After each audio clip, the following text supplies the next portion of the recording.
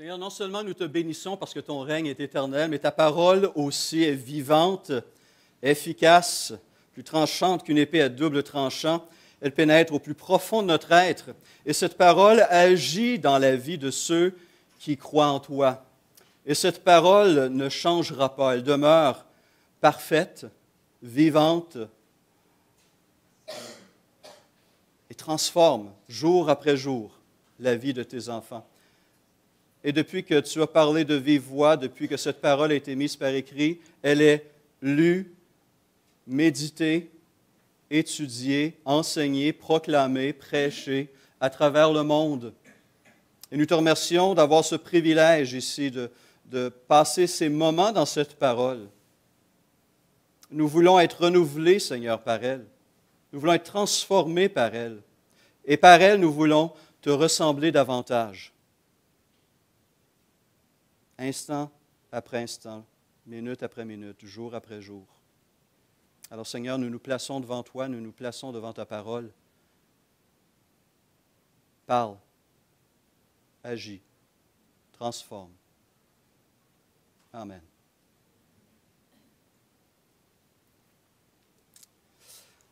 L'année 2016 est à peine entamée que déjà nous connaissons quelques-uns des défis auxquels nous sommes confrontés en tant que communauté, que nous sommes appelés à relever au cours de l'année 2016. Un des grands défis auxquels nous sommes appelés à faire face est celui de l'adaptation.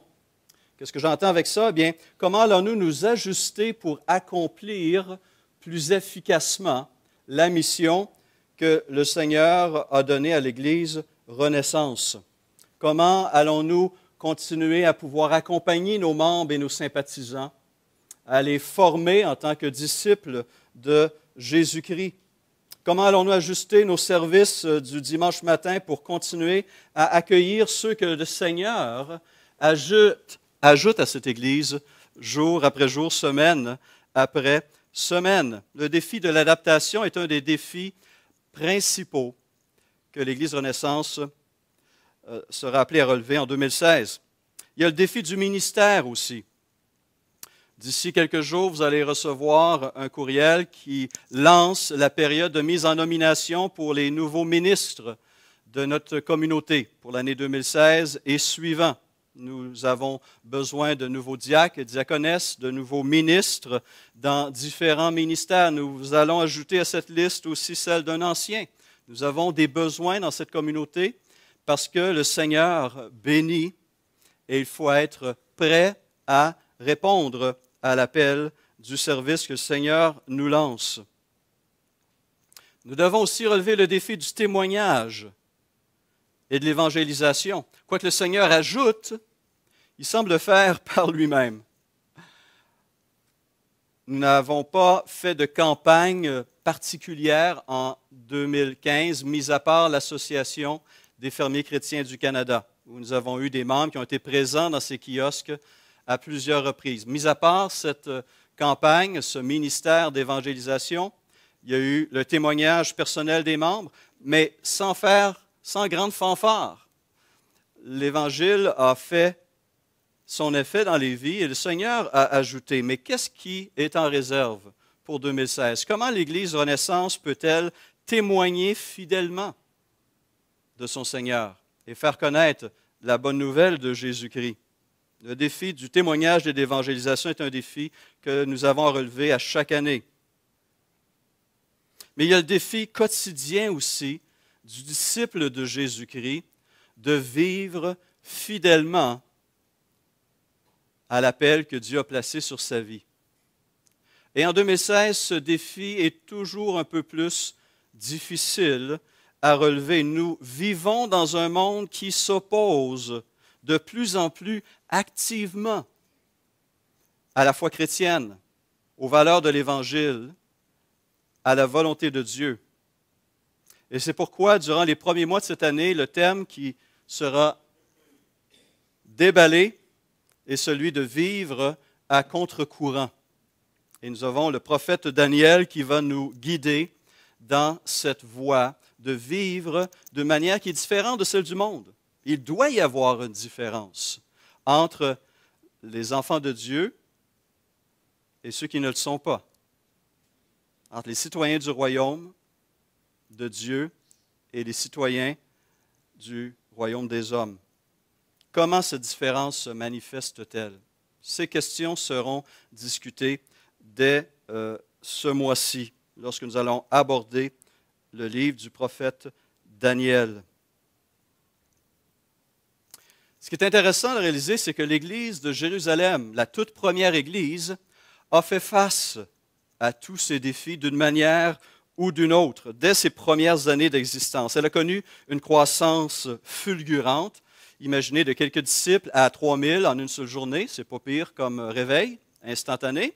Ajoutez quelques prières et, gloire à Dieu, l'Esprit fait une œuvre remarquable. Et elle a connu cette croissance, et cette croissance est merveilleuse. Mais imaginez la logistique pour rassembler ces gens, pour nourrir spirituellement ces gens, pour les diriger dans la foi. L'Église de Jérusalem a connu ses dissensions internes. Elle a dû trouver de nouveaux ministres pour répondre efficacement aux besoins pressants de la communauté.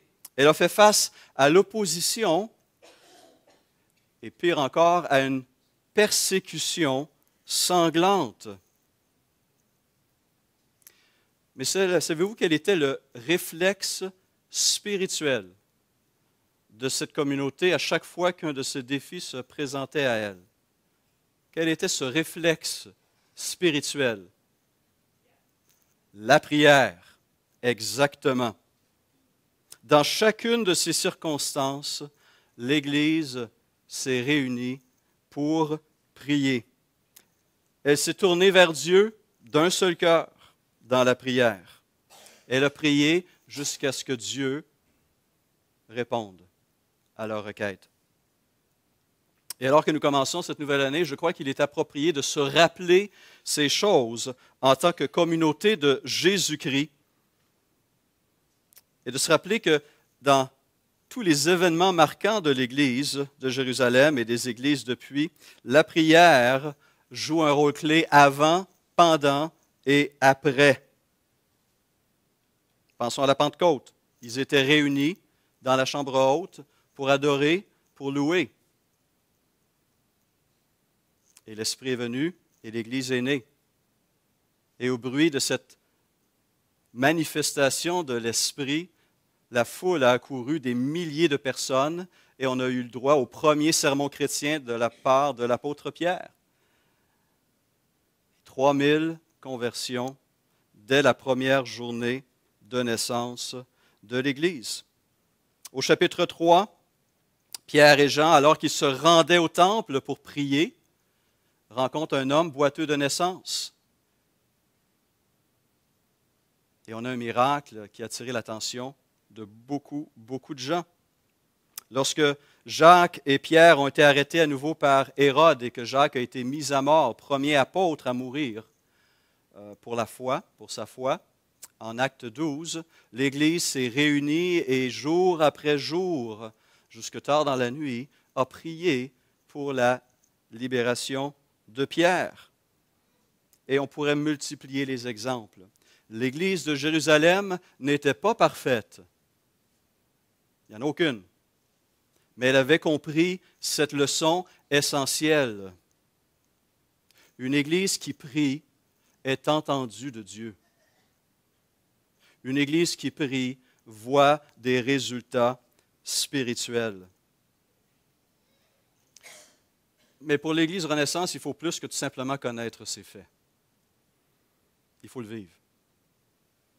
Il faut que soi-même, nous-mêmes, en tant que communauté, nous devenions encore davantage, en 2016, une Église qui prie, pour voir l'action de l'Esprit de Dieu en notre sein et à travers nous, dans nos familles, dans nos communautés, dans notre milieu de travail. Nous avons besoin d'être une communauté qui prie. Et ce matin, j'aimerais vous inviter à jeter un regard sur un de ces épisodes où, justement, l'Église a été mise à l'épreuve et de voir comment elle a réagi à cette épreuve. Nous allons ouvrir nos Bibles en Acte 4.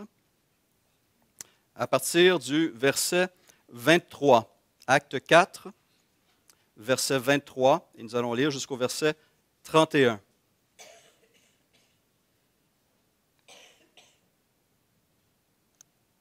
Écoutons la parole de Dieu.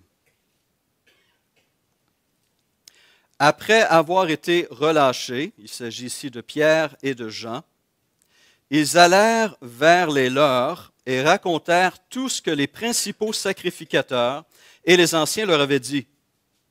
Lorsqu'ils l'eurent entendu, ils élevèrent à Dieu la voix, tous ensemble, et dirent, « Seigneur, toi qui as fait le ciel, la terre, la mer et tout ce qui s'y trouve, c'est toi qui as dit par le Saint-Esprit, par la bouche de notre Père, ton serviteur David, pourquoi ce tumulte parmi les nations?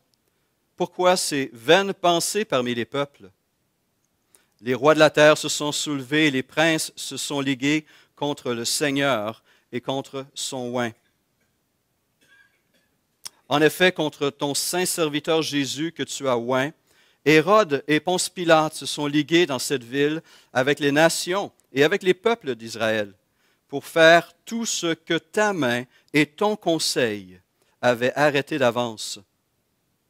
Et maintenant, Seigneur, vois leurs menaces et donne à tes serviteurs d'annoncer ta parole avec une pleine assurance en étendant ta main pour qu'ils se fassent des guérisons, des miracles et des prodiges par le nom de ton saint serviteur Jésus.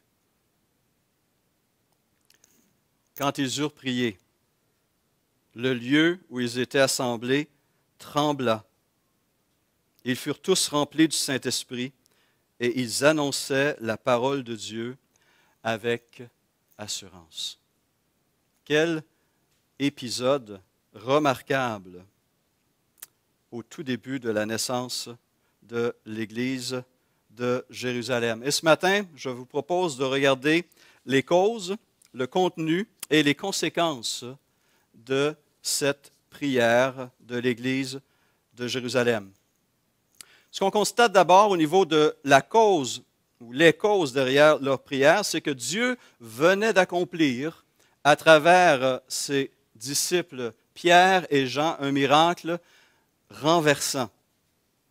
Alors que Pierre et Jean se rendaient au temple pour le moment de prière, le temps de prière, un boiteux de naissance était là qui demandait l'aumône, qui quêtait pour son soutien. Pierre et Jean le voient, et Pierre dit, « Je n'ai ni argent ni or, mais j'ai quelque chose de mieux. Au nom de Jésus-Christ, lève-toi et marche. » Et il a pris ce boiteux de naissance par la main, il l'a levé, et l'homme s'est mis non seulement à marcher, mais à danser de joie, à sautiller sur place. Et évidemment, ce miracle a attiré l'attention de la foule qui est accourue. Et Pierre en a profité pour annoncer à nouveau la parole de Dieu, que cet homme avait été miraculeusement guéri grâce au nom de Jésus-Christ. Les chefs religieux sont venus. Ils n'ont pas aimé ce qu'ils ont entendu. Ils ont arrêté Pierre et Jean, les ont jetés en prison, et le lendemain, ils les ont fait comparaître devant le Sanhédrin. Ils les ont menacés, leur ont interdit de parler et d'enseigner au nom de Jésus-Christ avant de les chasser. Qu'est-ce que les apôtres ont fait? Est-ce qu'ils ont fait leur valise puis ont décidé de quitter la ville parce que ça devenait un petit peu trop tendu? Non. Est-ce qu'ils se sont écroulés devant la menace? Parce que c'est quand même l'autorité religieuse et aussi politique à Jérusalem. Et voilà qu'ils avaient les grands leaders religieux contre eux. Ils avaient attiré l'attention à nouveau de ces autorités qui étaient hostiles à leur message. Est-ce qu'ils se sont écroulés devant ces menaces? Absolument pas. Est-ce qu'ils se sont lamentés sur leur sort? « Oh, pauvre nous, on nous persécute. » Non plus. Ils ont convoqué les frères. Et ils ont prié. Ils ont présenté leur situation à celui qui était le maître de leur vie et le maître de leurs circonstances. La famille de Dieu s'est tournée vers son Père céleste. Lorsqu'ils l'eurent entendu, ils élevèrent la voix tous ensemble. J'aime beaucoup ce tous ensemble. Pas juste les apôtres qui priaient. Toute la communauté s'est réunie et s'est mise à prier. Ils avaient compris deux vérités importantes. Premièrement, qu'ils étaient par eux-mêmes sans ressources, sans moyens, sans puissance, devant les grands de ce monde. C'est un fait.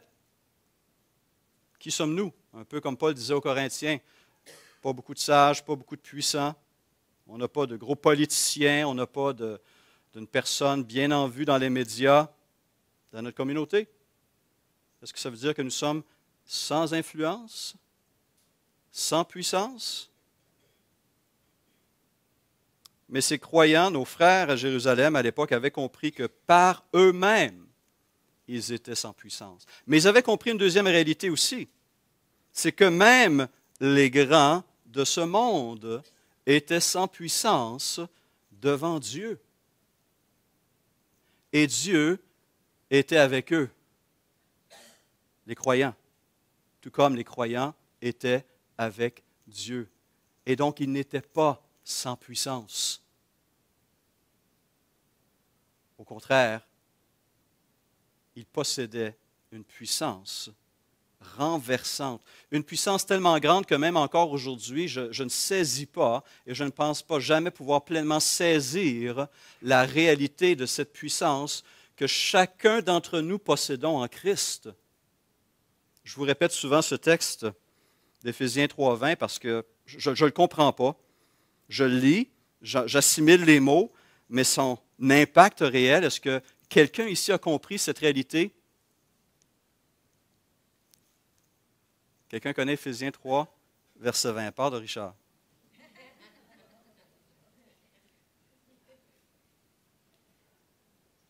À celui qui peut faire, par la puissance qui agit où? En nous, infiniment au-delà de tout ce que nous demandons ou même pensons. À lui soit la gloire dans l'Église et au siècle des siècles. Vous devez revenir à ce texte et vous questionner et saisir par la foi, agir en conséquence de cette réalité que Paul nous présente à Éphésiens 3:20. L'Église de Jérusalem avait compris, au moins en partie, la réalité derrière cette pensée. Paul lui-même avait compris la puissance de la prière et tout au long de son ministère, il a constamment demandé le soutien des communautés qui recevaient ses écrits. Pensons à Rome, par exemple. Dans l'Épître aux Romains, il écrit au chapitre 15, versets 30 à 32, il dit « Je vous exhorte, frères, par notre Seigneur Jésus-Christ et par l'amour de l'Esprit, à combattre avec moi en adressant à Dieu des prières en ma faveur, afin que je sois délivré des incrédules de Judée. » Aux Corinthiens, il écrira en 2 Corinthiens 1:10, c'est lui qui nous a délivrés et qui nous délivrera d'une telle mort. Il parle d'un contexte qu'il a vécu, quelque chose de très, très lourd. Lui de qui nous espérons qu'il nous délivrera encore. Vous nous assistez vous-même de vos prières, afin que la grâce obtenue pour nous par plusieurs soit pour plusieurs une occasion de rendre grâce à notre sujet. Et dans la plupart de ses épîtres, il sollicite les prières des saints parce qu'il est conscient que c'est par la prière qu'on a accès au Dieu Tout-Puissant et à la puissance de ce Dieu Tout-Puissant. Et donc, ici, on avait une crise, une opposition féroce de la part des leaders religieux de Jérusalem. Mais pour nous, l'Église Renaissance, finalement, que ce soit cette occasion ou d'autres, toute occasion est bonne pour venir devant Dieu dans la prière. Tout événement nous donne une belle excuse pour prier. Que ce soit pour louer lorsqu'un événement joyeux nous touche, que ce soit pour prier pour des frères, des sœurs qui sont éprouvés, que ce soit dans la maladie ou dans les menaces ou dans la tentation, dans l'épreuve. La prière doit être le réflexe spirituel des enfants de Dieu. Regardons maintenant le contenu de leur prière, les versets 24 à 30. Je vais le relire et j'aimerais avoir vos réactions. Dites-moi ce que vous constatez dans la prière de ces disciples. Verset 24.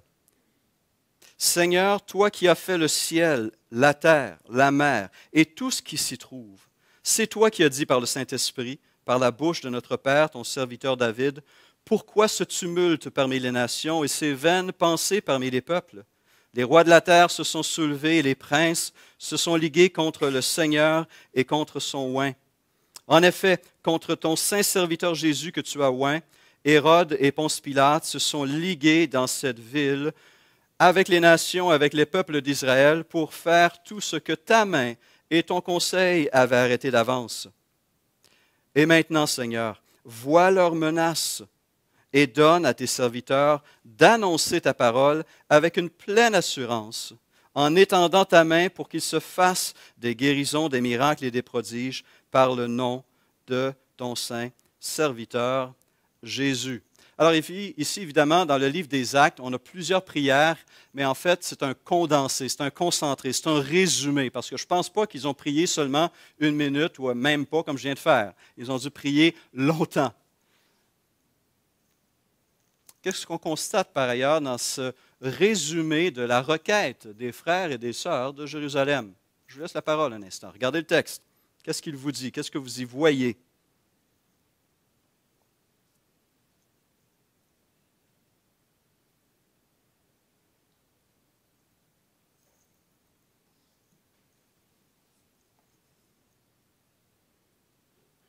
Il ne faut pas me regarder. Regardez la parole.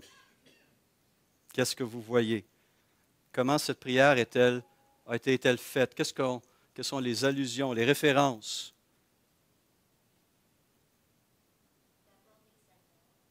D'abord, ils adorent. Ils regardent à Dieu. Ils fixent leur regard d'abord sur celui qui est le Créateur suprême, celui qui a parlé. Ils fixent leur regard, ils se concentrent sur Jésus. Et ça, encore une fois, ils ont ce saint réflexe spirituel. Lorsqu'on a un problème, plutôt que de fixer nos regards sur le problème, on doit fixer nos regards sur celui qui est la solution et qui a la solution. Et on développe ainsi une vision plus équilibrée de nos propres circonstances. On développe une perspective plus saine. Fixer les regards sur Dieu est une des choses qu'ils ont fait. Qu'est-ce qu'on constate encore? Oui, Lee.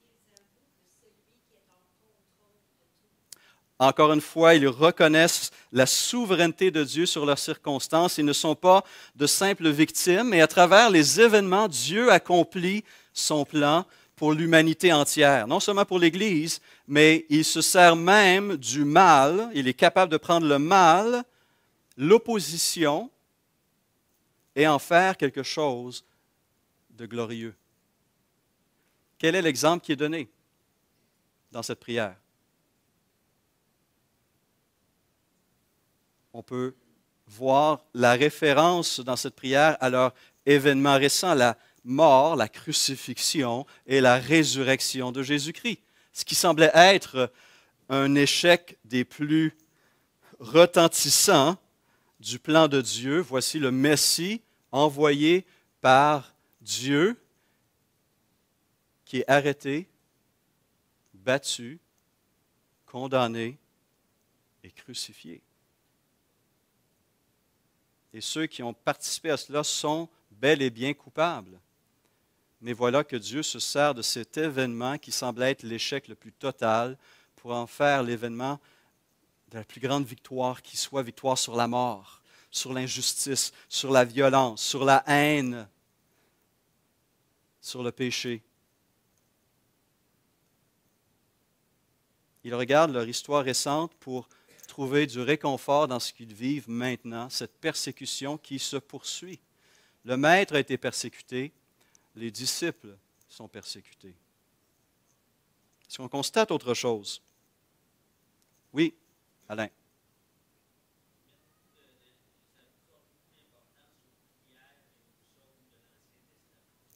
Ils sont remplis de la parole de Dieu, ce qui est pour eux justement la Bible hébraïque, l'Ancien Testament. Ils citent ici quel texte?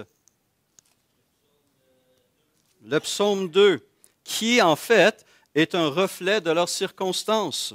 Et ce qu'ils ont vécu de leur vivant, la réalité annoncée par David environ 1000 ans plus tôt. Psaume 2. Pourquoi ce tumulte parmi les nations, ces vaines pensées parmi les peuples? Pourquoi les rois de la terre se soulèvent-ils et les princes se liguent-ils avec eux contre l'Éternel et contre son oint? Brisons leurs liens, délivrons-nous de leurs chaînes. Celui qui siège dans les cieux rit. Le Seigneur se moque d'eux. Puis il leur parle dans sa colère, il les épouvante dans sa fureur. C'est moi qui ai oint mon roi sur Sion, ma montagne sainte. Je publierai le décret. L'Éternel m'a dit, tu es mon fils, je t'ai engendré aujourd'hui. Demande-moi et je te donnerai les nations pour héritage, les extrémités de la terre pour possession. Tu les briseras avec une verge de fer, tu les briseras comme le vase d'un potier. Et maintenant, roi, conduisez-vous avec sagesse. Juge de la terre, recevez instruction, servez l'Éternel avec crainte et réjouissez-vous avec tremblement. Baisez le Fils de peur qu'il ne s'irrite et que vous ne périssiez dans votre voie, car sa colère est prompte à s'enflammer. Heureux, par ailleurs, heureux tous ceux qui se confient en lui. Ils ont été prendre cette parole qu'ils ont vue se réaliser de leur vivant à travers l'enseignement, la venue, l'enseignement, la mort et la résurrection de Jésus-Christ. Les chefs religieux, les chefs politiques, la nation et les nations se sont ligués contre loin de l'Éternel. Mais l'Éternel a été victorieux. Et l'Éternel a pris même cette opposition et l'a transformée en son avantage et au nôtre. Donc, on constate qu'ils se concentrent sur Dieu dans la louange en reconnaissant sa souveraineté. Ils sont remplis de la parole de Dieu dans leur prière et ils vont trouver dans cette parole un réconfort, une assurance pour comprendre leurs circonstances présentes. Ils se rappellent les bénédictions et les victoires passées. Et ensuite, ils adressent au Seigneur des requêtes précises. Versets 29 et 30. Et maintenant, Seigneur, vois leurs menaces et donne à tes serviteurs d'annoncer ta parole avec une pleine assurance, en étendant ta main pour qu'ils se fassent des guérisons, des miracles et des prodiges par le nom de ton saint serviteur Jésus.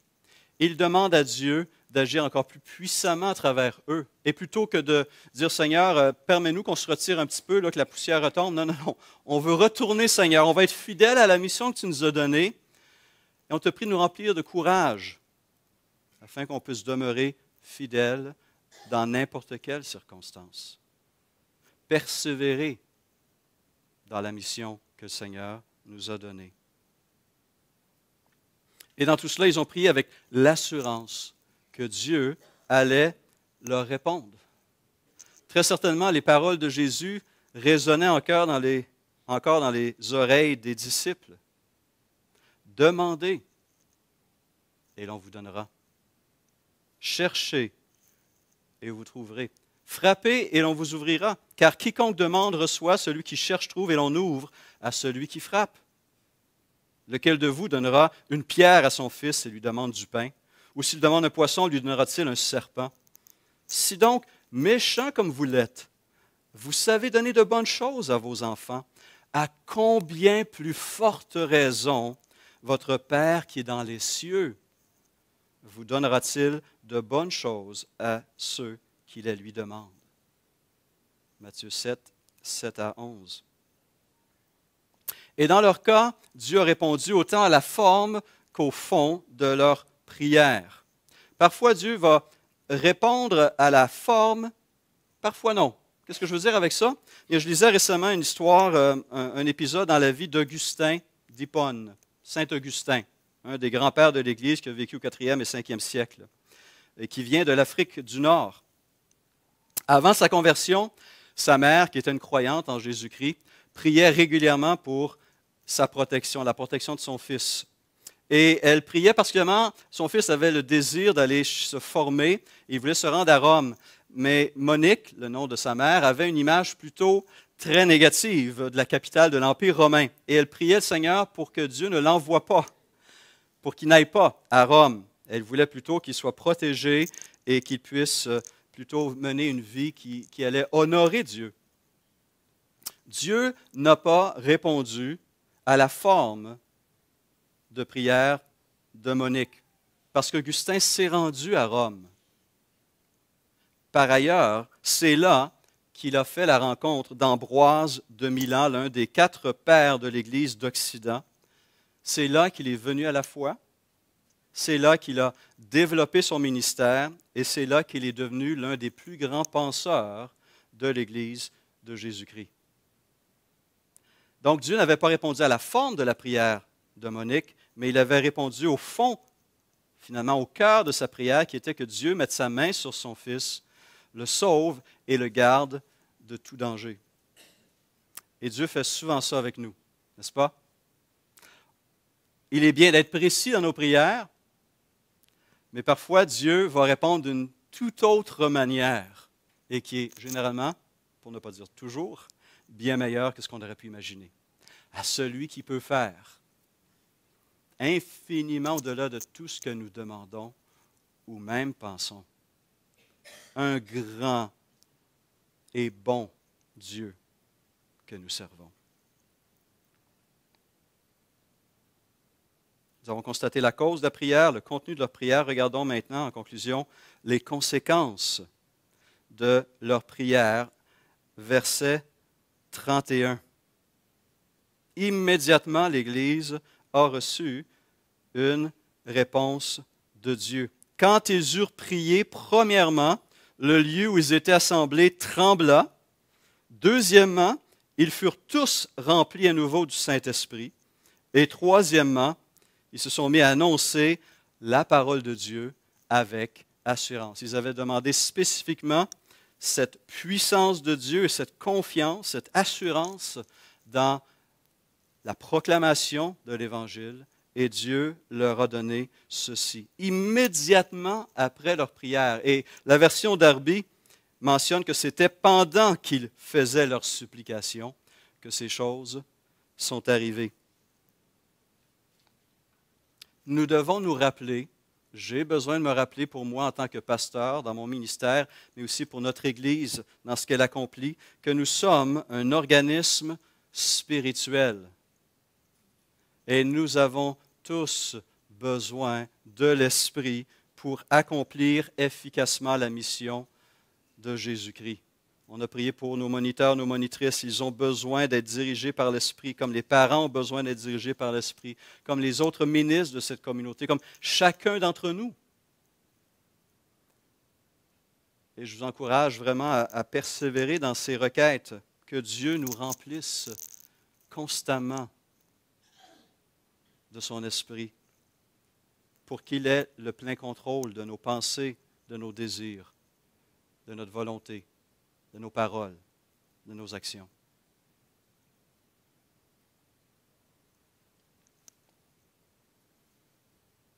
Dieu est puissant. Mais ce n'est pas tout. On a arrêté notre lecture au verset 31, mais si on poursuit le verset 32 à 34, on peut voir dans la suite de ce texte les conséquences de l'action de Dieu, de l'exaucement de la prière de Dieu sur la communauté. Il est dit ceci, « La multitude de ceux qui avaient cru n'était qu'un cœur et qu'une âme. » Donc il y avait ici une unité de cœur et d'esprit. Incroyable. « Nul ne disait que ses biens lui appartenaient en propre, mais tout était commun entre eux. Et on voit ici une générosité, un soutien mutuel. Les besoins de tous et chacun étaient comblés.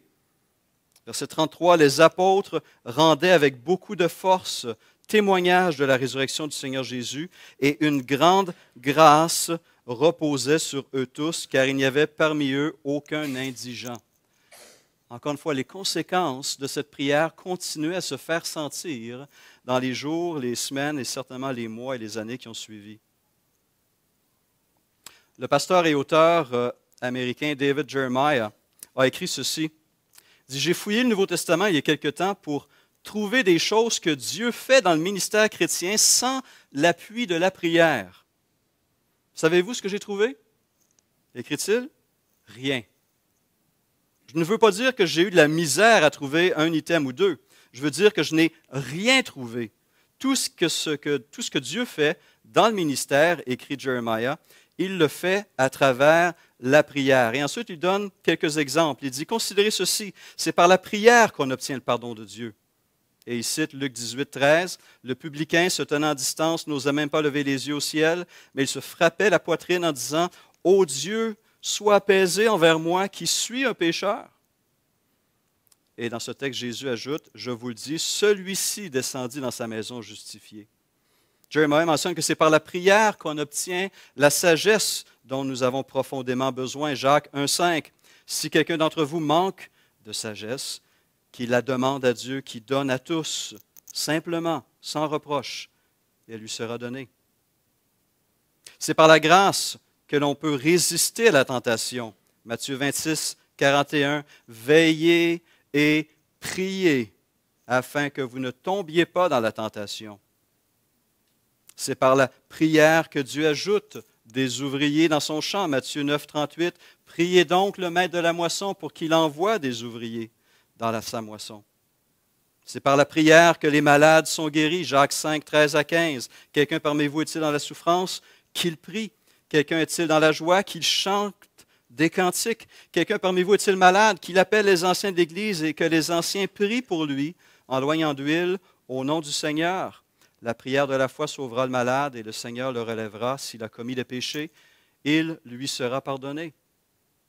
C'est par la prière, conclut Jeremiah, qu'on peut accomplir l'impossible. Marc 11, 23, je vous le dis en vérité, si quelqu'un dit à cette montagne, ôte-toi de là et jette-toi dans la mer, et s'il ne doute point dans son cœur, mais croit que ce qu'il dit arrive, il le verra s'accomplir. C'est pourquoi je vous dis, tout ce que vous demanderez en priant, croyez que vous l'avez reçu et vous le verrez s'accomplir. Et Jeremiah conclut, tout ce que Dieu veut réaliser dans notre vie, il a décidé de le faire à travers une chose, la prière. Avons-nous développé ce réflexe spirituel?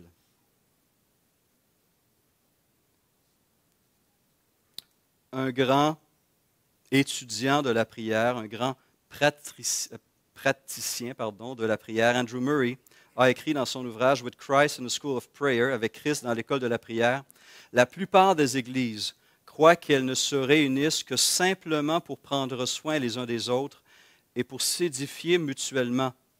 Elles ne réalisent pas que Dieu gouverne le monde à travers les prières de ses saints. Que la prière est la puissance par laquelle Satan est vaincu. Que par la prière, l'Église sur terre a à sa disposition la puissance du ciel. Est-ce que c'est une vérité qui est pleinement enracinée dans nos cœurs et dans notre vie chrétienne? Je vous pose cette question en début d'année 2016. Les chrétiens de Jérusalem ont reconnu qu'ils faisaient face à de grands défis. Mais même les adversaires étaient sous le contrôle de Dieu, soumis à son autorité. Dieu était partout, agissant à travers tout, en tout temps. C'est le même Dieu qui dirige encore aujourd'hui l'Église Renaissance. C'est le même Dieu qui va continuer à agir en 2016. à travers l'Église Renaissance et à travers chacun de ses membres et de ses sympathisants. Mais il faut prendre possession de ce cadeau glorieux que le Seigneur fait à chacun d'entre nous. Et il faut vouloir se connecter à celui qui est le Tout-Puissant et l'inviter à agir dans nos vies. À celui qui peut faire par la puissance qui agit en nous, infiniment au-delà de tout ce que nous demandons ou même pensons. À lui soit la gloire au siècle des siècles. Amen. Je vous invite à mettre en pratique cette parole en vous joignant à nous mercredi soir, 19h. Nous voulons prendre un temps en communauté pour prier pour ces défis qui ont été mentionnés en début de mon sermon, et les uns pour les autres, que nous puissions pleinement placer nos projets, nos désirs, notre volonté devant Dieu, devant le trône de Dieu, et le laisser agir. Et que nous puissions voir de belles et grandes choses encore en 2016. Le Seigneur est présent, le Seigneur est agissant, le Seigneur est tout-puissant. Gardons ces vérités dans notre cœur et agissons en conséquence. Prions en conséquence. Faisons-le déjà maintenant si vous voulez bien.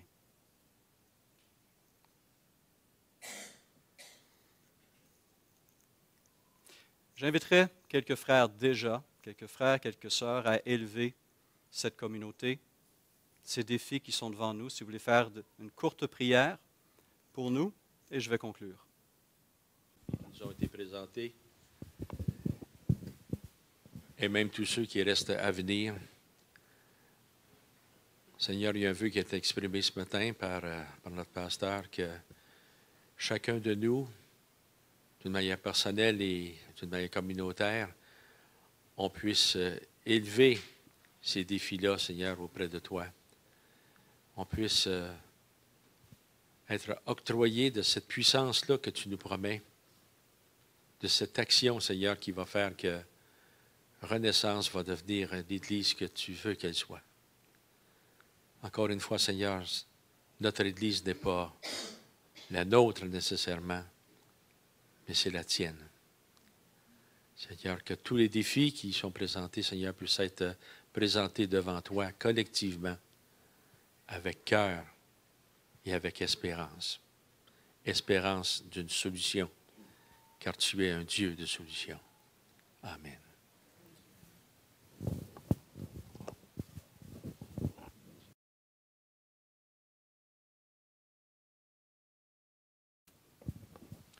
Seigneur, nous te rendons gloire de ce que tu as fait croître cette Église en nombre, mais notre vœu le plus cher, c'est que nous croissions spirituellement par ton Saint-Esprit, qu'à travers les difficultés, la maladie, les défis, nous puissions vivre dans la paix de l'âme, la joie, dans l'attente du retour de notre Seigneur Jésus-Christ.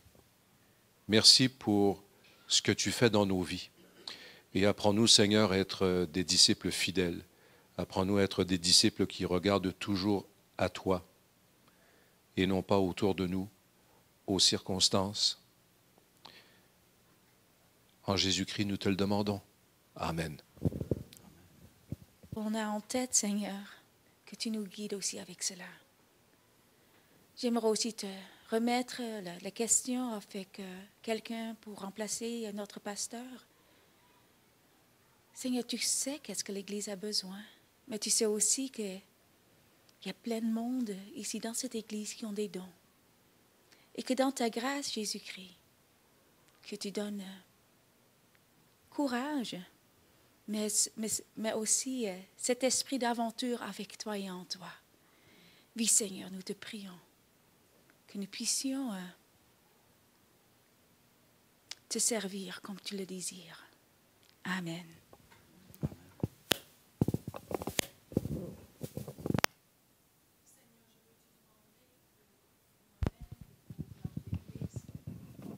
Pour chacun qui est ici, Seigneur, que tu nous donnes une nouvelle vision de toi-même. Seigneur, que toi, tu deviens grand dans ma vie pour que je te puisse te faire confiance, pour que je vois que tu es avec moi, pour qu'en tant qu'Église, on peut voir que tu es là.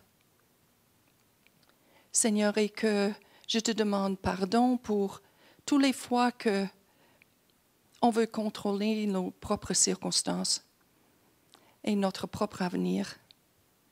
Alors, Seigneur, je te prie de nous donner une nouvelle vision de toi.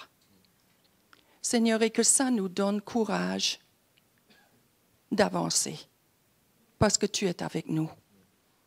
Et parce que notre sécurité est en toi et pas dans ce qui nous entoure. Au nom de Jésus. Amen.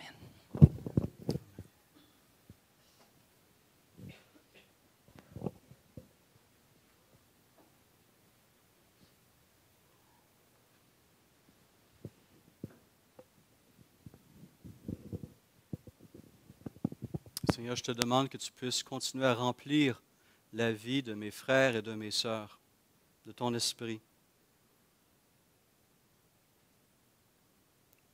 Que la marche de cette communauté soit caractérisée par l'obéissance, par la puissance, par la soumission à ta parole, à ta volonté. Je te prie, Seigneur, que nous puissions parler et agir, non pas par nos propres forces, mais par la tienne. Je te prie que tu te sers de l'Église Renaissance en 2016 pour accomplir quelque chose qui va glorifier ton nom.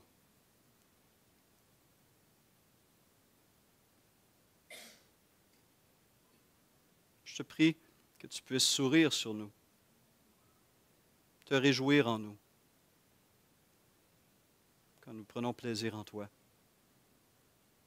Je te prie que l'Église Renaissance soit une Église de parole, fidèle à ta parole, fidèle à sa parole. Que ces engagements quotidiens que nous prenons les uns envers les autres, envers toi, soient respectés. Que tu renouvelles notre intelligence, que tu fortifies notre nouvelle nature, que tu nous donnes de persévérer jusqu'à la fin, sachant que cette fin est un nouveau début, un nouveau commencement avec toi. Et même s'il y aura des combats et des blessés, nous savons que nous avons déjà la victoire en toi. Et c'est dans cette optique que nous voulons tenir ferme et avancer pour ton règne, pour que le nom de Jésus-Christ soit encore glorifié, proclamé et loué. Merci pour cette communauté qui est la tienne, ton Église. Merci pour ta présence et ton action. Merci pour les belles surprises que tu en réserves pour nous. Amen.